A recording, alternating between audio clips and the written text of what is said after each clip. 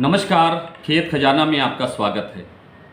चने को लेकर बहुत लंबे समय से एक संशय बना हुआ है कि चने में कुछ रफ्तार क्यों नहीं आ रही, कुछ तेज़ी क्यों नहीं आ रही, कुछ सुधार क्यों नहीं हो रहा। आज चने पर विस्तार से बात करेंगे, लेकिन उससे पहले आप सभी से विनम्र निवेदन है कि ये जानकारियाँ जो हम प्रतिदिन आपको उपलब्ध करवाते हैं, ये ज़्यादा से ज़्यादा लोगों तक, ज़्यादा से ज़्यादा किसानों तक, व्यापारियों तक ये बात पहुँचती रहे। इसके लिए आप सबसे पहले तो इसको सब्सक्राइब कर लीजिए और सब्सक्राइब करने के बाद में जो बेल आइकॉन होता है, जो घंटी का निशान होता है, उसे ज़रूर दबाएं ताकि जैसे ही हमारा नया वीडियो अपलोड होता है वो सबसे पहले आप तक पहुंच सके। ज़्यादा से ज़्यादा शेयर और लाइक कर दीजिए ताकि अधिक से अधिक लोगों तक ये बात पहुँच सके, ज़्यादा से ज़्यादा लोग इसका लाभ उठा सकें। आइए बात करते हैं चना की। तो चना का जो MSP है इस साल वो 5100 रुपये है, लेकिन अभी तक चना इस 5100 के जो सीमा है, जो बाउंड्री है, इसको तोड़ नहीं पाया है। लगभग नहीं टूटा है। एक बार बीच में गया था भाव 5400-5500 के आसपास, लेकिन उसके बाद फिर से मंदी की तरफ है और ज़्यादा लुढ़क भी नहीं रहा है। अधिकतम नीचे 4400 रुपये तक गया है और उसके बाद अब ये 4800 रुपये से लेकर के 5100 रुपये के घरों में घूम रहा है। अब स्थिति क्या है कि चना में कमज़ोरी क्यों आई है? चना में कमज़ोरी के दो कारण हैं। मैं पहले भी आपको कई बार इस पर विस्तार से बात बता चुका हूं, लेकिन आज फिर बात करते हैं कि एक तो जो सरकार ने जो स्टॉक लिमिट लगाई, उससे चना बाज़ार दहशत में आ गया। चना को दालों का राजा कहा जाता है और ये सबसे सस्ती दाल है। इसके बावजूद स्टॉक लिमिट लगते ही जो बाज़ार में एक घबराहट पैदा हुई, जो एक पैनिक क्रिएट हुआ, उससे चना दबाव में आ गया और चना का भाव जो है वो बैठ गया। दूसरा था नेफेड द्वारा, यानी जो सरकारी एजेंसी है नेफेड द्वारा जो चने की बिक्री बाज़ार में खोली गई, उससे भी बाज़ार दबाव में आया।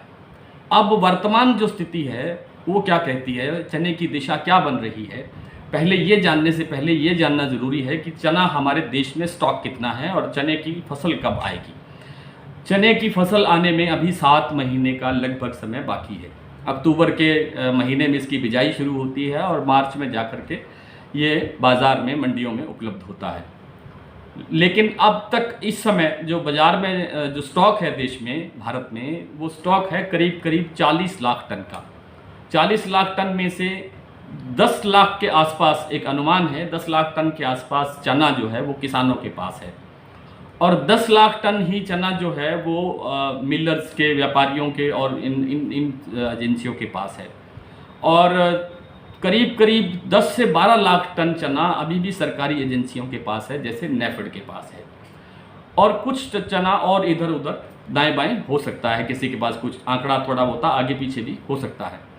यानी कुल मिलाकर के लगभग 40 लाख टन जो चना है वो अभी उपलब्ध है देश में और हमें हर महीने 5 लाख टन चना हर महीने की हमारी खपत है। लेकिन 7 महीने का समय बाकी है फसल आने में, माल है 40 लाख टन, तो ये पूर्ति तो नहीं होती। तो इस हिसाब से तेज़ी आनी चाहिए। अब बात करते हैं आयात निर्यात की। आयात अगर करें इस चने को, तो जो ऑस्ट्रेलिया से हमें मुख्य रूप से इसका आयात होता है, चना मिलता है, लेकिन उस पर लगभग 66%, 66% इस पर इम्पोर्ट ड्यूटी लगती है। और जो चना वो इम्पोर्ट ड्यूटी लगने के बाद जो भारत में आता है तो वो कॉस्टली पड़ता है, महंगा पड़ता है। जो वर्तमान हमारी दरें हैं उनसे काफ़ी महंगा पड़ता है। अब जो बिना ड्यूटी वाले देश हैं, जहाँ से बिना ड्यूटी से हमें चना मिल सकता है, वो है सूडान है, तंजानिया है, इथोपिया है।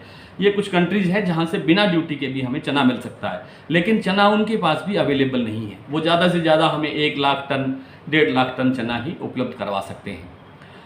इसलिए देखने में जो फंडामेंटल्स जो बनते हैं चना के, वो कहीं भी कमज़ोर नहीं है।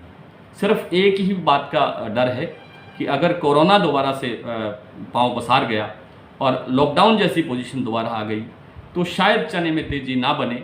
लेकिन अगर जो हालात हैं वो सामान्य रहे और त्योहारी सीज़न ठीक ठाक चलता रहा तो त्योहारी सीज़न के अंदर इसकी मांग निकलेगी और इसके भाव में अवश्य सुधार होगा। इसके लिए आपको थोड़ा इंतज़ार करना पड़ सकता है। सितंबर से लेकर के अक्टूबर का महीना ऐसा लगता है कि चने के लिए काफ़ी लाभदायक होगा। नमस्कार।